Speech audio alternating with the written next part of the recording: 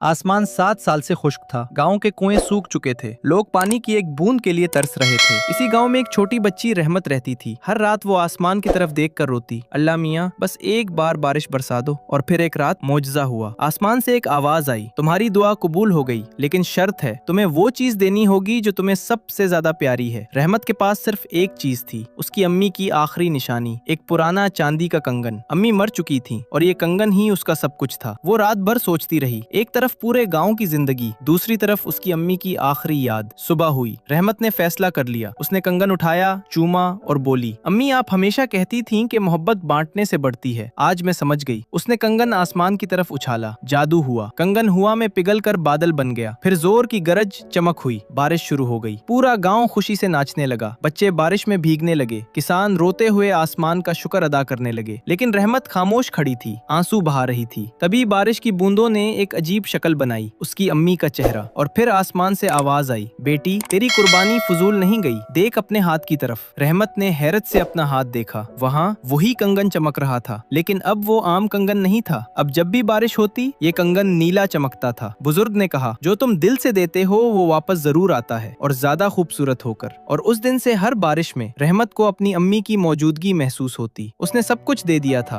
और बदले में पूरी दुनिया पाली थी। गाँव वाले आज भी कहते हैं, मोहब्बत में कुर्बानी नहीं होती, सिर्फ दिल का फैलाव होता है।